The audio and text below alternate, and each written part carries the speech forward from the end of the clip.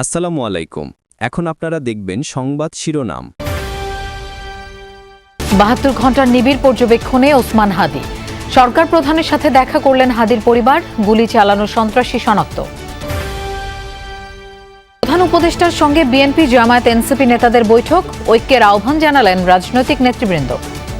ওসমান হাদির উপরে হামলা প্রকৃতপক্ষে বাংলাদেশের উপরে হামলা। ভারত সরকারের প্রত্যক্ষ বা পরোক্ষ মদত ছাড়া আওয়ামী লীগ এই ধরনের পরিকল্পনা করতে পারে না। মুখপাত্রের উপর সন্ত্রাসী হামলার প্রতিবাদে শাহবাগে ইনকিলাব মঞ্চের বিক্ষোভ। দুর্বৃত্তদের গ্রেফতার ও দ্রুত বিচারের দাবি। লক্ষ্মীপুর জেলা নির্বাচন কার্যালয়ে নাশকতা, আগুনে পুড়েছে বেশ কিছু নথিপত্র। বৈঠকে স্বরাষ্ট্র মন্ত্রণালয়। ৮.৫ ঘন্টায়ও নিয়ন্ত্রণে আসেনি কেরানীগঞ্জের ঝুট গোডাউনে লাগা আগুন। কমপক্ষে ৪৫ জনকে উদ্ধার করেছেন ফায়ার ফাইটাররা। ইউক্রেনের দক্ষিণাঞ্চলে রুশ হামলায় জ্বলছে ৩ তুর্কি জাহাজ। রয়েছে খাদ্যপণ্যবাহী নৌযান। পুতিনের প্রতি এরদোগানের যুদ্ধবিরতির প্রস্তাবের পরই এই হামলা। আসসালামু আলাইকুম। এখন দেখবেন সংবাদ বিস্তারিত। মাথায় গুলিবিদ্ধ ওসমান হাদির অবস্থা সংকটাপন্ন। এভারকেয়ার হাসপাতালে নিবিড় পর্যবেক্ষণে রয়েছেন ইনকিলাব মঞ্চের মুখপাত্র।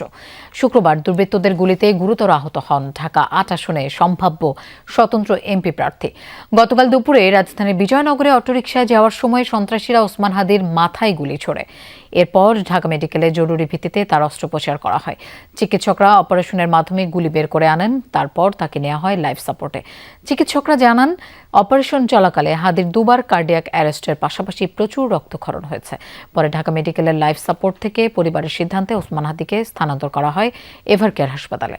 বাম দিক দিয়ে ঢুকে ডান দিকে বের হয়ে গেছে বুলেটটা। তো এটা মানে ম্যাসিভ ব্রেন ইনজুরি বলতে যা বোঝায় সেটাই।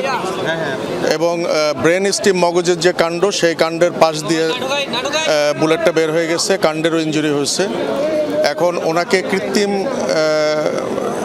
শ্বাস প্রশ্বাসের মাধ্যমে ওনাকে আমরা বাঁচিয়ে রাখছি। তবে আসার কথা যেটা, যে সাইন অফ লাইফ যেটা বলে, জীবনের চিহ্ন, এটা ওনার ভেতরে এখনো আছে।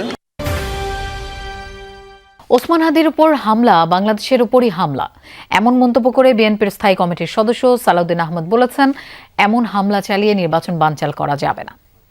রাষ্ট্রীয় অতিথি ভবন যমুনায় প্রধান উপদেষ্টার সাথে সাক্ষাৎ শেষে বেরিয়ে এসে এই মন্তব্য করেন তিনি। বলেন, চট্টগ্রামে বিএনপি প্রার্থীর উপর হামলার ঘটনায় আইনশৃঙ্খলা বাহিনী কঠোর ব্যবস্থা নিলে এখন এমন ঘটনা ঘটত না।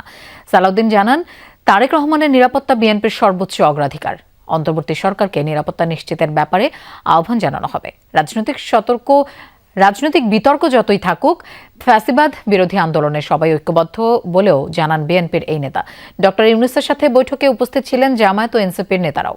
বৈঠক শেষে নাহিদ ইসলাম দাবি করেন, দেশ অস্থিতিশীল করতে আওয়ামী লীগকে সহায়তা করছে ভারত। স্বরাষ্ট্র মন্ত্রণালয়, আইনশৃঙ্খলা বাহিনী, যৌথ বাহিনী এবং সরকার, জনগণ, রাজনৈতিক দলসমূহ মিলে ঐক্যবদ্ধভাবে যদি আমরা এগুলোকে মোকাবিলা করি, ইনশাআল্লাহ এই ধরনের ঘটনা আমরা বন্ধ করতে পারবো। ভারত সরকারের প্রত্যক্ষ বা পরোক্ষ মদত ছাড়া আওয়ামী লীগ এই ধরনের পরিকল্পনা করতে পারে না। ফলে অবশ্যই ভারত সরকারকে, আমাদের এখানে যারা ভারতীয় দূতাবাস আছে, তাদেরকে অ্যাকাউন্টেবল করতে হবে। ওসমান হাদি গুলিবিদ্ধের ঘটনায় রাজধানীতে বিক্ষোভ ও প্রতিবাদ সমাবেশ করেছেন ইনকিলাব মঞ্চ। শনিবার দুপুরে শাহবাগে অবস্থান নিয়ে এই কর্মসূচিতে অংশ নেন বিভিন্ন সংগঠনের নেতাকর্মীরাও। সমাবেশ থেকে হাদির উপর হামলাকারীদের গ্রেফতারে অন্তর্বর্তী সরকারকে ২৪ ঘণ্টা সময় বেঁধে দিয়েছেন ইনকিলাব মঞ্চের নেতারা। সমাবেশে দক্ষিণাঞ্চলের মুখ্য সংগঠক এনসিপির হাসনাত আবদুল্লাহ বলেন, গত ৫৪ বছরে কেউ জাতিকে ওসমান হাদির মতো একজন মানুষ উপহার দিতে পারেনি। বলেন, দলীয় স্বার্থে নিজেদের মেরুদণ্ড বিক্রি করেছে। নীতির জায়গায় থেকে সরে এসে আপোষকেই স্বাভাবিক বানিয়ে ফেলেছে। এ সময় আমার দেশ পত্রিকার সম্পাদক মাহমুদুর রহমান বলেন, ১৫ ডিসেম্বর সর্বদলীয় সমাবেশ হবে শহীদ মিনারে। সমাবেশে বক্তারা নিরপেক্ষ তদন্তের মাধ্যমে হামলার সঙ্গে জড়িত ব্যক্তি ও গোষ্ঠীকে চিহ্নিত করে দ্রুত গ্রেফতার ও বিচারের মুখোমুখি করার দাবি জানান। এই কুলাঙ্গাররা আবার ঐক্যবদ্ধ হচ্ছে। ওসমান হাদি ভাইয়ের রক্তের শপথ, ওদেরকে বাংলাদেশে এক ইঞ্চিও জায়গা দেওয়া হবে না। প্রতিটি রাজনৈতিক দলকে আমি আহ্বান জানাচ্ছি সেই সর্বদলীয় প্রতিরোধ সমাবেশে যোগদান করবার জন্য। ওসমানদেরকে নতুন করে পাড়ায় মহল্লায় আবার পরিচিত করানো হবে। লক্ষ্মীপুরে জেলা নির্বাচন কার্যালয়ে অগ্নিসংযোগের ঘটনা ঘটেছে। এতে পুড়ে গেছে বেশ কিছু নথিপত্র। ভোররাত 4টার দিকে শহরের মজুপুর এলাকায় এই ঘটনা ঘটে। সিসি ক্যামেরার ফুটেজে দেখা যায় এক দুর্বৃত্ত গেট টপকে কার্যালয়ে ঢোকে। পরে জানালার কাঁচ ভেঙে পেট্রোল ঢেলে কক্ষে আগুন দিয়ে দ্রুত পালিয়ে যায়। জেলা নির্বাচন কর্মকর্তা জানান, বিষয়টি টের পেয়ে নাইট গার্ড ও এক কর্মচারী দ্রুত আগুন নেভান। তবে পুড়ে গেছে বিভিন্ন নথিপত্র। বড় ধরনের কোনো ক্ষয়ক্ষতি হয়নি। খবর পেয়ে ঘটনাস্থল পরিদর্শন করেন আইন শৃঙ্খলা বাহিনীর কর্মকর্তারা। সিসি ক্যামেরার ফুটেজ দেখে নাশকতাকারীকে শনাক্ত করে আইনের আওতায় আনার চেষ্টা চলছে। পেট্রোল ঢেলে আগুন দেয়, সাথে সাথে আমাদের নাইট গার্ড এবং একজন কর্মচারী ছিলেন, তিনিও টের পাওয়ার পরে তারা নিজেরাই বালতিতে করে পানি নিয়ে সেই আগুন নিভিয়ে দেয়। কাগজপত্র হালকা নষ্ট হয়েছে, বড় ধরনের কোনো ক্ষতি হয়নি। ঢাকার কেরানীগঞ্জের বাবুবাজার এলাকায় একটি ভবনে লাগা আগুন এখনও নিয়ন্ত্রণে আনা যায়নি। ভোর 5টা 37 আগুন লাগার খবর পায় ফায়ার সার্ভিস।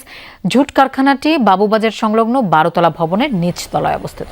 অন্যান্য তলায় ছড়িয়ে পড়ে আগুনের লেলিহান শিখা। ধোঁয়ায় ছেয়ে গেছে পুরো এলাকা। প্রথমে স্থানীয়রা আগুন নিয়ন্ত্রণে এগিয়ে যায়। পরে ফায়ার সার্ভিসকে খবর দিলে একে একে যোগ দেয় 20টি ইউনিট। ভবনে থাকা 45 জনকে অক্ষত অবস্থায় উদ্ধার করা সম্ভব হয়েছে। এখন পর্যন্ত আগুনের সূত্রপাত সম্পর্কে জানা যায়নি। ভেতরে মেলেনি কোনো কেমিক্যালের অস্তিত্ব। বৈদ্যুতিক শর্ট সার্কিট থেকেই এই আগুনের ঘটনা মনে করছেন স্থানীয়রা। ক্ষয়ক্ষতি নিরূপণ হয়নি এখনো। ভোটাররা নির্বাচনের সময় সৎ, যোগ্য এবং উন্নয়নমুখী নেতৃত্ব দেখতে চান, কিন্তু বাস্তবতা হলো ভোটের সময় এই প্রত্যাশাও ভোটারদের বড় অংশের আচরণে দেখা যায় অমিল। প্রায় সবাই দেশের সামগ্রিক উন্নয়ন ও দুর্নীতিমুক্ত নেতৃত্বের প্রয়োজনীয়তার কথা বলেন, কিন্তু যখন প্রশ্ন আসে নিজের দৈনন্দিন জীবনে আইন মানার, তখনই ভোটারদের একাংশের মধ্যে দেখা যায় দ্বিধাদ্বন্দ্ব। সংশ্লিষ্টরা বলছেন, এই দ্বৈত মানসিকতা থেকে বের হবার সময় এসেছে। ময়মনসিংহ শহরের সিকে ঘোষ রোড ও গাঙ্গিনাপাড় এলাকা ফুটপাত দখল করে দোকান দেয়া এই ব্যবসায়ীদের কাছে প্রশ্ন, নির্বাচনে কেমন প্রার্থীকে বিজয়ী দেখতে চান তারা। যাতে ভালো কাজ করে, জনগণ যাতে ভালো থাকে, সুন্দর থাকে, এটি তো আমরা চাই। আমরা তো আর কাছে অন্য কিছু চাই না। কিন্তু ধরেন একজন ভালো সরকার আসলো, সৎ লোক আসলো, এসে যদি নিয়ম মাফিক চলে, তা আমরা এখন যেখানে বসে কথা বলতেছি এটা তো ফুটপাত, যেখানে আপনার দোকানের মালামাল আছে এটাও তো তুলে দিবে, মেনে নিবে না। এই হলো তো আঙ্গুর সমস্যা। বাংলাদেশে একজন ভালো সরকার চাই, যাতে দুর্নীতিমুক্ত থাকে। রিজন করতে দিবে না।